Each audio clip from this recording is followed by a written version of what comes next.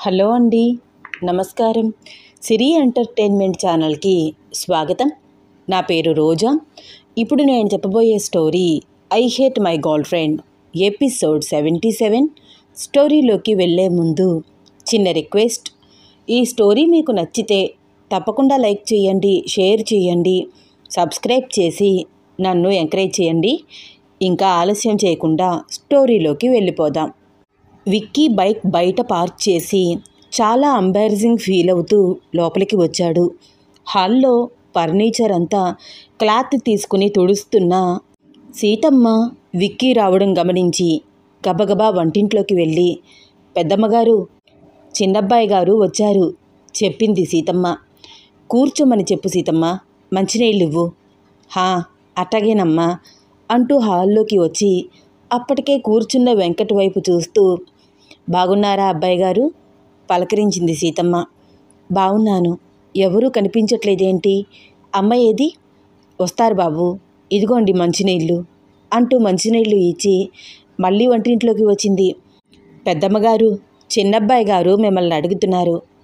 ఆహా, సర్లే, వాడికి కూడా ఒక ప్లేట్లో టిఫిన్ పెట్టి తీసుకువెళ్ళి ఇవ్వు. మార్నింగ్ నుంచి ఏమీ తినలేదంట చెప్పింది అమల. అమ్మగారు, బాబు మిమ్మల్ని అడుగుతున్నారు. మీరే ఒక్క నిమిషం వెళ్ళి బాబు దగ్గర కూర్చోకూడదు? ఈ వంట పని నేను చూసుకుంటాను.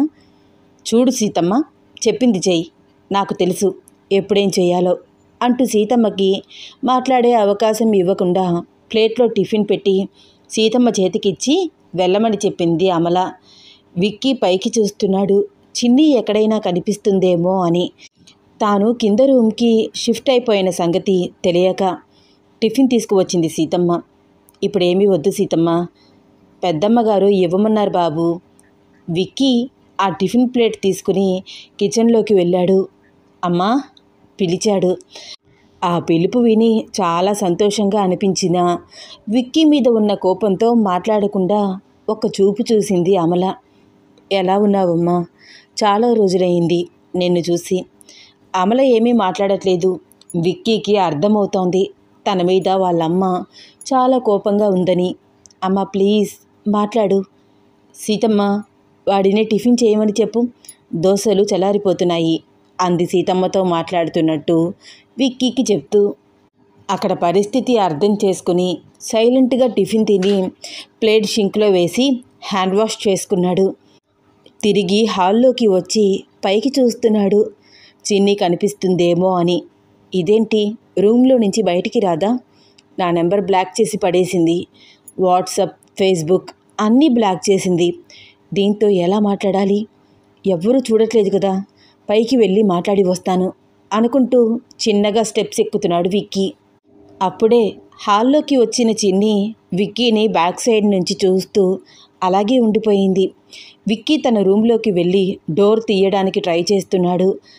అంతా సైలెంట్గా కిందనే ఉండి అబ్జర్వ్ చేస్తోంది చిన్ని. విక్కీ ఇంటికి వచ్చాడా?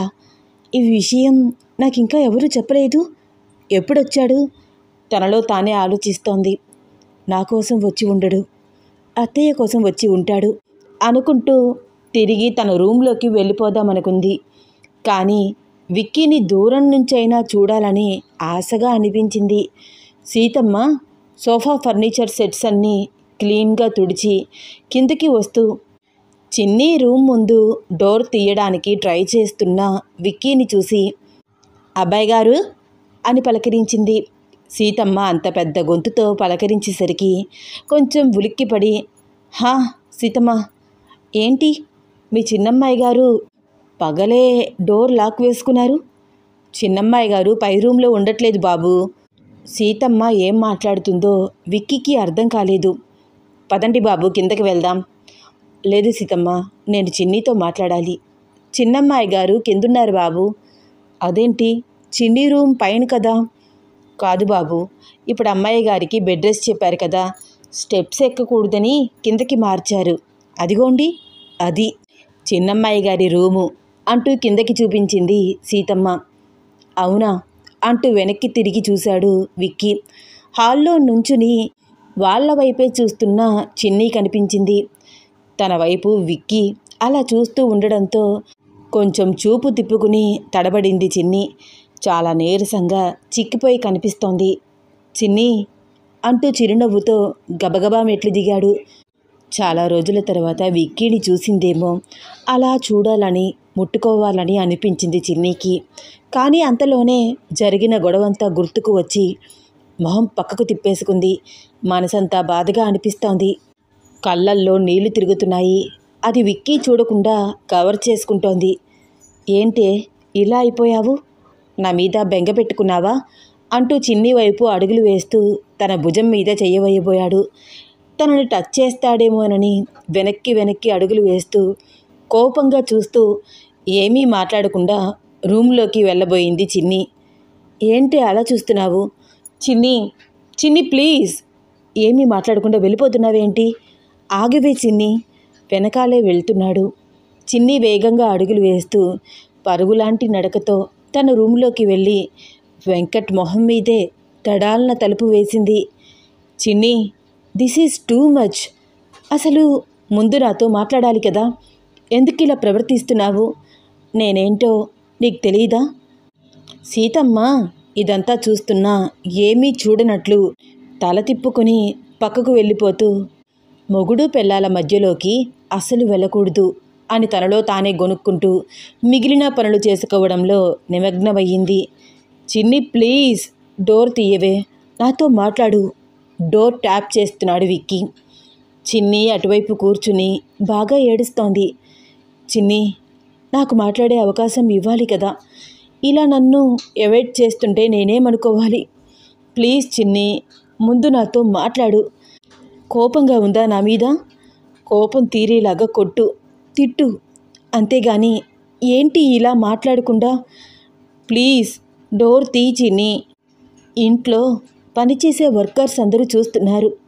వాళ్ళందరి ముందు నన్ను ఇన్సల్ట్ చెయ్యొద్దు. ప్లీజ్ డోర్ తీ.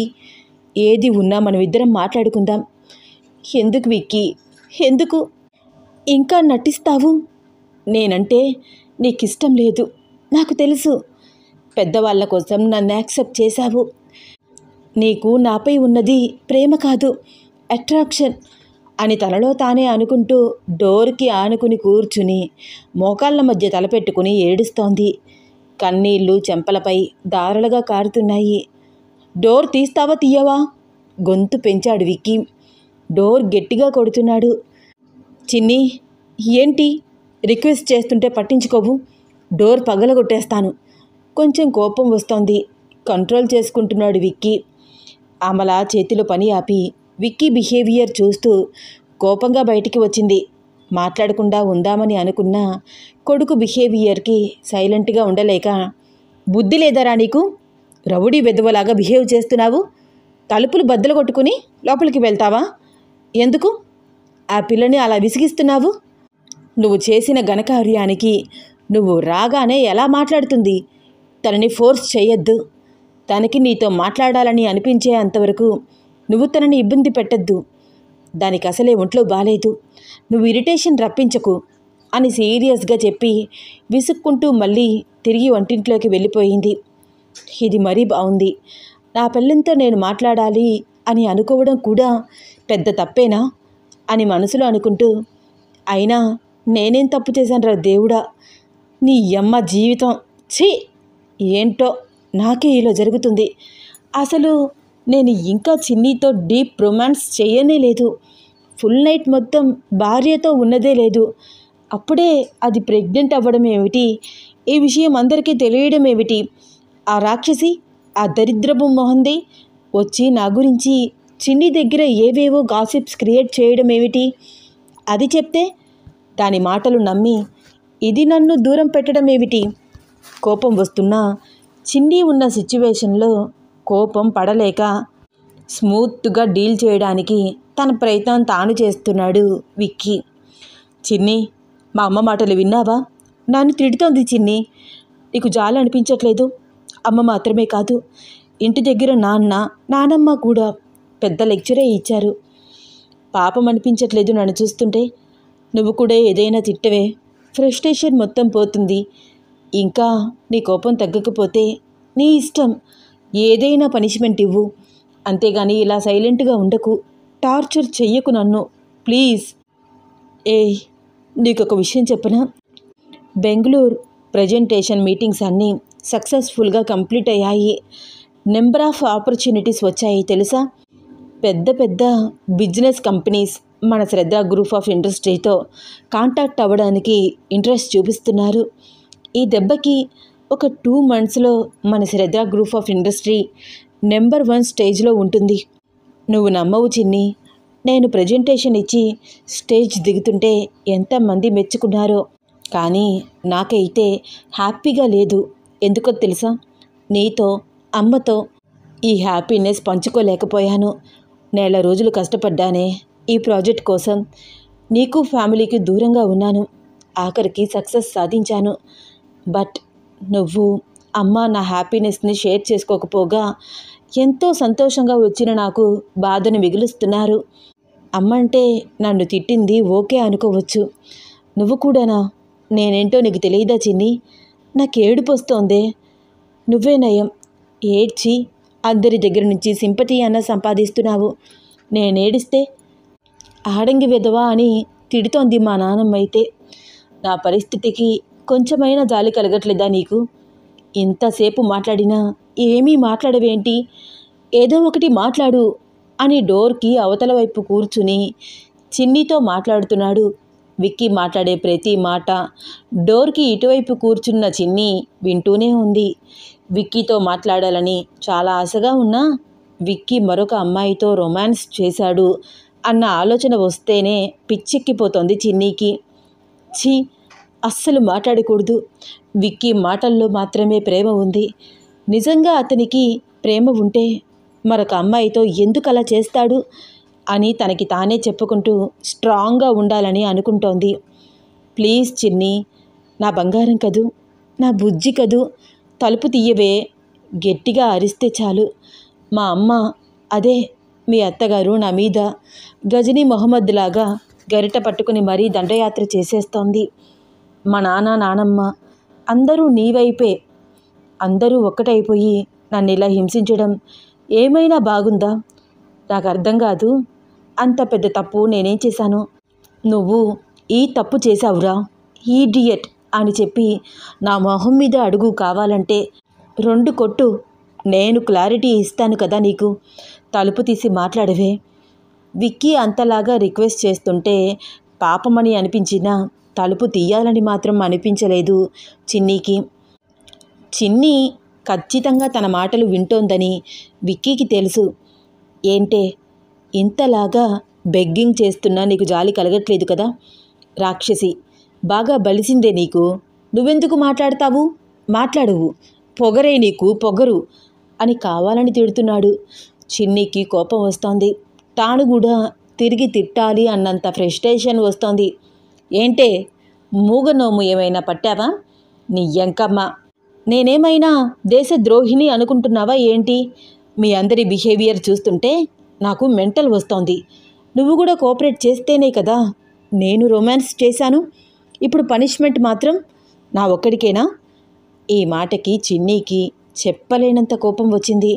ఫోన్ తీసుకుని విక్కీ నెంబర్ అన్బ్లాక్ చేసింది. మెసేజ్ టైప్ చేస్తోంది. అసలు నువ్వెందుకు ఇక్కడికి వచ్చావు? నాకు నీతో మాట్లాడాలని లేదు. ప్లీజ్ నాకు ఇరిటేషన్ రప్పించకుండా ఇక్కడి నుంచి వెళ్ళిపో. నిజమే, నీతో పాటు నేను కూడా తప్పు చేశాను. ప్రతిఫలం అనుభవిస్తున్నాను. నాకింతకు మించి బాధను అనుభవించే శక్తి లేదు అని మెసేజ్ టైప్ చేసి 1 నిమిషం ఆలోచించి ఆ మెసేజ్ సెండ్ చేయడానికి కళ్ళల్లో నుంచి కన్నీళ్ళు ఆగకుండా వచ్చేస్తుంటే తుడుచుకుని, అసలు నేను అతనికి ఎందుకు ఎక్స్ప్లెనేషన్ ఇవ్వాలి? నాకంత అవసరం లేదు. మరొక అమ్మాయితో అంత క్లోజ్గా ఉన్నప్పుడు గుర్తురాని నేను ఇప్పుడు కావాల్సి వచ్చిందా? ఏమనుకుంటున్నాడు? నాకేమీ తెలియదని అనుకుంటున్నాడా? లేకపోతే తెలిసి కూడా ఏమీ చెయ్యలేదు అనుకుంటున్నాడా? వచ్చి ఇంత ధైర్యంగా మాట్లాడుతున్నాడు. ఇలా నేను తలుపులు వేసుకుని బాధపడుతూ ఉంటే కుదరదు. అయినా నేనెందుకు గదిలో కూర్చోవాలి? అవును, నేను పెద్దవాళ్ళ మాట వినకుండా తప్పు చేశాను. కానీ అది నీ మీద ప్రేమతో చేశాను విక్కీ. కానీ నువ్వు నన్ను మర్చిపోయి తప్పు చేశావు. చిన్నీకి ఎక్కడా లేని ఉక్రోషం, కోపం వస్తున్నాయి. వాష్రూంలోకి వెళ్ళి ఫేస్ వాష్ చేసుకుని వచ్చి చిన్న స్టిక్కర్ పెట్టుకుని గట్టిగా ఊపిరి పీల్చుకుని డోర్ వైపు చూస్తోంది. ఒసేయ్ చిన్ని, తలుపు తీ అని రిక్వెస్ట్గా మాట్లాడుతున్న విక్కీ వాయిస్ వినిపిస్తూనే ఉంది. వెళ్ళి తలుపు తీసింది. తలుపుకి ఆనుకుని కూర్చున్న విక్కీ చిన్ని ఒక్కసారిగా అలా తలుపు తీయడంతో ముందుకు పడ్డాడు. చిన్నీని తల ఎత్తి పైకి చూశాడు. చిన్ని కోపంగా చూస్తోంది తన కాళ్ళ దగ్గర పడి ఉన్న విక్కీని. హమ్మయ్యా, తలుపు తీసావా అంటూ లోపలికి రావడానికి ట్రై చేశాడు. ఏం కావాలి మీకు? లోపలికి విక్కీ రాకుండా అడ్డంగా నుంచుని అడిగింది. చిన్ని, ఎందుకే అంత ర్యాష్గా మాట్లాడుతున్నావు? అడిగిన దానికి ఆన్సర్ చెప్పండి. మీకేం కావాలి? ఏంటే కొత్తగా రెస్పెక్ట్? నాకు మీతో మాట్లాడాలని లేదు. చాలా తలనొప్పిగా ఉంది, నీరసంగా ఉంది. ఇలా నన్ను విసిగించద్దు. మీరు నాతో ఏం మాట్లాడాలని అనుకుంటున్నారో స్ట్రైట్గా మాట్లాడండి. మొహం పక్కకు తిప్పుకుని తనకి వస్తున్న కన్నీళ్లు విక్కీ చూడకుండా ఉండడానికి ట్రై చేస్తోంది. ఏంటి చిన్ని, అదోలాగా మాట్లాడుతున్నావు? నువ్వు ఇలా ఎందుకు మాట్లాడుతున్నావో నాకు తెలుసు. ఓహ్, తెలుసుకునే వచ్చారా? అయినా ఏ తప్పు చేయనట్లు ఎంత ధైర్యంగా మాట్లాడుతున్నారు. నిజంగా మీరు గ్రేట్. కొంచెం బేలగా నవ్వి అంది చిన్ని. చిన్ని, ఎవరు ఏమన్నా పర్వాలేదు, నువ్వు కూడానా? నేను నిజంగా అని విక్కీ ఏదో చెప్పేలోపే, తెలుసు మీరు నిజంగా ఏ తప్పు చెయ్యలేదు అంతే కదా అంది. నిజం చిన్ని, నేనే తప్పు చెయ్యలేదు. నన్ను నమ్ము. అసలేం జరిగిందో తెలుసా అని విక్కీ ఏదో చెప్పడానికి మాట్లాడుతుంటే అతని మాటలు చెయ్యెత్తి మాట్లాడొద్దు అన్నట్లు ఆపేసి, అసలు మీరు నన్ను ఇంతలాగా ఎందుకు నమ్మించడానికి ట్రై చేస్తున్నారు? మీ జీవితం మీ ఇష్టం, మీరు ఎలాగైనా ఉండండి. నేను మిమ్మల్ని ఏమీ అనట్లేదు. నేను మీ జీవితంలోకి బలవంతంగా వచ్చాను. మీరు క్లారిటీగానే ఉన్నారు. నాతో నీకు సెట్ కాదు అని ఫస్ట్ నుంచి చెప్తూనే ఉన్నారు. నేనే అంత పట్టుపట్టి మరీ పెళ్లి చేసుకున్నాను. ఏదో అట్రాక్షన్ కొద్దీ ఇద్దరం దగ్గరయ్యాము. దీన్ని అడ్డంగా పెట్టుకుని మిమ్మల్ని నేను కంట్రోల్ చేయాలని అనుకోవట్లేదు. మీకు ఎవరి ఇష్టమో వాళ్ళతోనే ఉండండి. నాకు ఎటువంటి అభ్యంతరము లేదు. పెళ్లి చేసుకున్నారు కాబట్టి మీ మీద ఫుల్ రైట్స్ నాకే ఉంటాయని మాట్లాడుతూ మీ మనసును నొప్పించలేను. మీ మనసులో ఆ అమ్మాయి ఇంకా ఉంది కాబట్టి మీరు అలా చేశారని అనుకుంటున్నాను. ఇంక తన కన్నీళ్లను కంట్రోల్ చేసుకోవడం తన వల్ల కాలేదు. వచ్చేస్తున్నాయి కళ్ళల్లో నుంచి. ఏం మాట్లాడుతున్నావు చిన్ని? నా మీద ఉన్న నమ్మకం ఇదేనా? అయినా ఏంటే ఏదో పెద్ద త్యాగశీలిలాగా మాట్లాడుతున్నావు? కొడితే పళ్ళు రాలతాయి. అరే, చెప్పేది వినకుండా ఇంత ఎమోషనల్ ఎందుకు అవుతున్నావు అంటూ చిన్ని రావద్దు అంటున్న రూమ్లోకి వచ్చి తలుపు వేశాడు విక్కీ. ప్లీజ్ నా రూమ్లో నుంచి వెళ్ళిపోండి. చూడు, నువ్వెక్కడ ఉంటే నేను అక్కడే ఉంటాను. నువ్వు పొమ్మన్నా నేను పోను. చిన్ని మొహం చిట్లించి చిరాకుగా చూస్తోంది. ఏంటి, తిట్టుకుంటున్నావా? చిన్ని ఏమీ మాట్లాడట్లేదు. బెడ్ పైకి వెళ్ళి పడుకుంది. ఏంటే, నాతో మాట్లాడవా? నాకు మీతో మాట్లాడాల్సిన అవసరం లేదు. ప్లీజ్ వెళ్ళిపోండి. వచ్చిన దగ్గర నుంచి చూస్తున్నాను. వెళ్ళిపో అంటావేంటి? నేను ఊరు వెళ్ళి నెల రోజులవుతుంది చిన్ని. ఈ నెల రోజుల్లో నీకు నేను అస్సలు గుర్తుకు రాలేదా?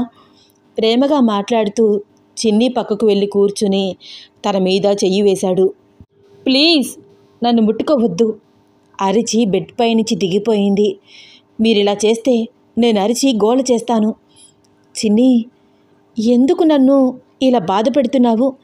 ఎవ్వరు నమ్మినా నమ్మకపోయినా నువ్వు ఖచ్చితంగా అర్థం చేసుకుంటావని ఆశగా వచ్చాను. ఆ ఫొటోస్, ఆ వీడియోస్ అవన్నీ నిజమని అనుకుంటున్నావా? చూడండి, నా లైఫ్లో జరిగిన ఏ ఇన్సిడెంట్ అయినా మీ దగ్గర దాచిపెట్టానా? వెంకట్ వైపు చూస్తూ సూటిగా అడిగింది చిన్ని. లేదు, దాచలేదు. నేను కూడా నీకు అన్నీ చెప్పాను కదా చిన్ని. నా లైఫ్లో లవ్ ఫెయిల్యూర్ ఉందని నీతో ముందే చెప్పాను కదా. చెప్పారు, కానీ మీరు చెప్పిన విషయాలలో క్లారిటీ లేదు. మీకు ఒక లవ్ ఫెయిల్యూర్ స్టోరీ ఉందని అయితే చెప్పారు, కానీ ఆ ప్రేమలో ఎంత దూరం వెళ్ళారో నా దగ్గర దాచిపెట్టారు. అఫ్కోర్స్ అదంతా మన పెళ్ళికి ముందు జరిగింది. కానీ నాతో ఒక్క మాట చెప్పాలని మీకు అనిపించలేదా? చిన్ని, అప్పుడు పరిస్థితి వేరు. నీతో చెప్పాలని అనుకున్నాను. మాట్లాడకండి విక్కీ గారు, మాట్లాడకండి. ఇప్పుడు ఏదైనా చెప్తారు, ఎంతైనా సమర్థించుకుంటారు. చేసిన తప్పుని కవర్ చేసుకోవడానికి ఏమైనా మాట్లాడతారు. నేను మీ దగ్గర దిలీప్ గురించి ఏమైనా దాచిపెట్టానా? అతనితో నిశ్చితార్థం దగ్గర నుంచి జరిగిన ప్రతి సంగతి మీతో చెప్పాను. కానీ మీరు కరెక్ట్ కాదు విక్కీ గారు. అట్లీస్ట్ స్టెల్లా మీ జీవితంలోకి తిరిగి వచ్చాక ఆమె మీ గర్ల్ ఫ్రెండ్ అని చెప్పాలి కదా. అలా చెప్పి ఉంటే ఈరోజు మన మధ్య ఇలాంటి పరిస్థితి వచ్చేది కాదు. చిన్ని, నేను చెప్పాలనే అనుకున్నాను. ప్లీజ్ విక్కీ గారు, నాతో మాట్లాడకండి. నన్ను మాట్లాడనివ్వండి. మీరు నాతో చెప్పాలని అనుకుంటే ఆ క్షణమే చెప్పేవారు. ఇన్ని రోజులు నా దగ్గర విషయం దాచిపెట్టారు. తను మన ఎంగేజ్మెంట్కి, పెళ్ళికి కూడా వచ్చింది. మీ మనసులో తను లేకపోతే అప్పుడైనా చెప్పాలి కదా. తను నా క్రష్ అని చెప్పలేదు, సైలెంట్గా ఉన్నారు. తనతో కలిసి బెంగళూరు వెళ్ళారు. అక్కడ మీ మధ్య ఏం జరిగిందో మీకు మాత్రమే తెలియాలి. ఆగకుండా కన్నీళ్లు వస్తున్నాయి చిన్నీకి. చిన్ని అంటూ దగ్గరికి వెళ్ళాడు విక్కీ. ప్లీజ్, మీకు దండం పెడతాను, నా దగ్గరికి రావద్దు. టచ్ చేయడానికి ట్రై చెయ్యొద్దు, కోపంగా చూస్తూ అంది చిన్ని. ఏంటి చిన్ని, ఎందుకు ఇంతలాగా అసహ్యించుకుంటున్నావు? నాకు చాలా బాధ అనిపిస్తోంది చిన్ని. నేను నిజంగా ఏ తప్పు చెయ్యలేదు. అది చెప్పినవన్నీ అబద్ధాలు. దానికి కేవలం డబ్బు కావాలి. ఆ డబ్బు కోసం ఎలాంటి నీచమైన పని చేయడానికైనా దిగజారే మనస్తత్వం ఆమెది. నాకదంతా అనవసరం. మీరు ఆ అమ్మాయికి ఎలాంటి చనువు ఇచ్చారంటే మన మధ్యలోకి వచ్చి కూర్చునే అంత చనువు. నేను నీ భర్తతో బెడ్ షేర్ చేసుకున్నాను. నువ్వు 5 కోట్లు ఇవ్వకపోతే నీ భర్త వీడియోస్ అన్నీ నెట్లో పెట్టి హల్చల్ చేస్తాను అని బెదిరిస్తూ ఎంత ధైర్యంగా నా ఇంటికి వచ్చి ఫొటోస్ చూపించి బ్లాక్మెయిల్ చేసిందో తెలుసా? అంత చనువు ఇచ్చింది మీరే. మీరు తనతో రొమాన్స్ చేస్తున్న దరిద్రమైన వీడియోలు చూపించి మన వివాహ బంధానికి అర్థం లేకుండా చేసే అంత చనువు మీరే నా ప్రపంచం అనుకున్నాను. అమ్మ నాన్న తర్వాత నాకు అలాంటి ఎఫెక్షన్ మీ దగ్గరే దొరుకుతుంది అని భ్రమపడ్డాను. మీ ప్రేమ, మీ మాటలు అన్నీ నిజం కాదని తెలుసుకున్నాను. మీ ప్రవర్తన వల్ల నా మనసు ముక్కలైపోయింది. ఇంత చేసిన మిమ్మల్ని నేను క్షమించలేను. చాలా ఆవేశంగా, చాలా బాధగా మాట్లాడి వస్తున్న కన్నీళ్లు తుడుచుకుంటూ ఆ గదిలో నుంచి బయటికి వెళ్ళిపోయింది చిన్ని. చిన్ని మాటలకు విక్కీ కళ్ళల్లో నుంచి కన్నీళ్లు వస్తున్నాయి. కళ్ళకు కనిపించని స్టెల్లాని చంపేయాలన్నంత కోపం వస్తోంది. ఈ స్టోరీలో నెక్స్ట్ ఏమవుతుంది తెలుసుకోవాలని ఉందా? అయితే వచ్చే ఎపిసోడ్ కోసం వెయిట్ చేస్తూ ఉండండి. ఈ స్టోరీ మీకు నచ్చితే తప్పకుండా లైక్ చేయండి, షేర్ చేయండి, మర్చిపోకుండా సబ్స్క్రైబ్ చేయండి. ధన్యవాదాలు.